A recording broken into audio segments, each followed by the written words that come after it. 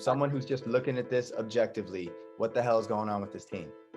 I think objectively, even though I guess it could always sound biased, the team isn't, well, that's not even, no, it's not, there's no bias. The team isn't playing at the level that they should. I think anyone that's an NBA fan, you look at Jason Tatum, Jaylen Brown, that duo alone, you're like, I'm never one to quote like other media people, but Stephen A, I think he said it really well. Like when you have those two players on a team, there's no reason why you should be playing at the level that you do. And he actually blamed Brad Stevens for all of this. I'm not going to sit here and blame anyone at this point. And Sherrod actually said this on the pod. He was like, it's a team effort. We need to figure out why this team isn't doing well. I think defensively, that's obviously one of the biggest issues. They're just not looking the way that they should. So I don't know who exactly to pinpoint the blame on, but I feel like there are so many different factors that maybe we don't even know about right now. Maybe there is something internally within the team. Maybe something happened that we don't know about just yet that hasn't leaked. But as of now, I think unbiasedly, we all know that this team is not performing at the level that they should. And I think a Lakers fan would admit that they want to see more from the Celtics. Though that's like their arch nemesis, because it just doesn't make sense. It really does not make sense for a team like that to not be performing at the level that they possibly could, especially when you look at the last few years of success that they have had. It's not adding up right now. Yeah, one of the things that you mentioned is these unknown factors. This is something I've been thinking about more recently, because the season is just so strange.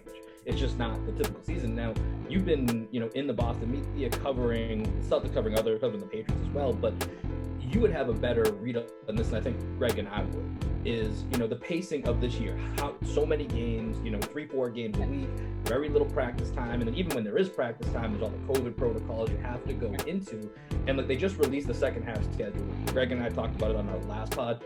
It's absolutely bananas. Like just the way that it's set up. There's a 5-day All-Star break, which our two All-Stars don't even necessarily get the benefit of a real break. Exactly. And Greg and I, we're gassed just trying to keep up with watching the games. Never mind trying to actually play the games. And so you've been on that coverage side of like what that pacing kind of feels like. What the ebbs and flows of the season. How different is it this year? And do you think that could be one of those unknown factors that we're talking about that's leading to the way the team's playing so far?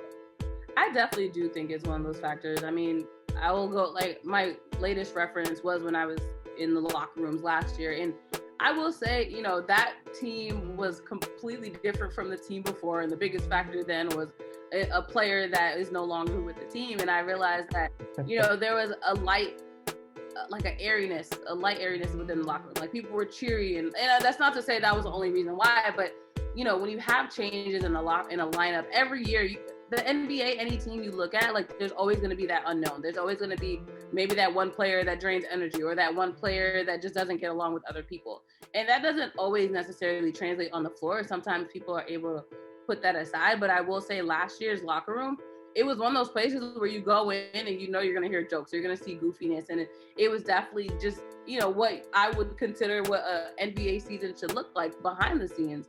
And so you have that, that happy locker room, and then you translate that into, all right, now there's a pandemic. Now there's this Black Lives Matter protest. Now you're being forced to go into a bubble. And not, I say forced slightly, but you want to play and get into this playoff scenario and eventually win. You get drained out. You play against a team that maybe you underestimated in the Miami Heat. You get kicked out of the bubble as a result. And then now within a few months, the season's starting all over again. I can imagine if anything, they're tired. Like you're drained out. You didn't really get a real vacation.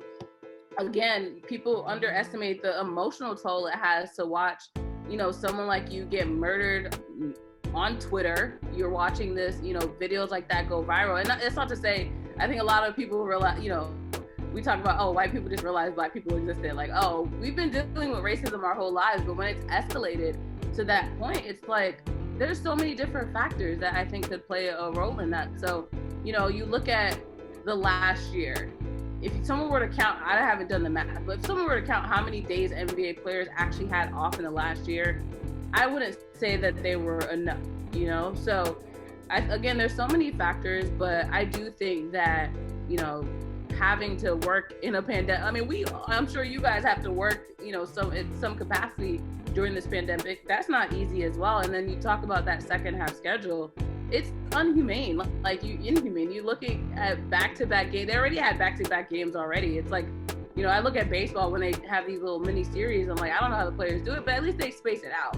At this point, the NBA is just like, we want to make our money and we want to make it as fast as we can. And it's just like, can we talk about the wellness of these players and maybe compromise a little bit? Maybe, I know you didn't have an 82 game season, but maybe you still don't need to play as many games to get to these playoffs that you want to, and, you know, crown another NBA champ. It's really not worth it, in my opinion. I know that these players want to play for the most part. You know, they have families to feed, they have things that they want to accomplish, but at the end of the day, there needs to be a better system, because I just don't think it's worth, you know, at the end of the day, it's for us, it's for the fans, it's for the people that love basketball, and I just don't think it's worth it. But, you know, it's already set in stone. The NBA, you know, All-Star Weekend will be in Atlanta, of all places, and like you said, the All-Stars won't really have a real break, as they never had. But, you know, generally speaking, they used to have like at least a few days after, you know, the All-Star Weekend to still go away and then come back and rejuvenate themselves. So yeah, that's on the NBA at this point, to figure out a way that the players don't feel like they're drained out. for sure.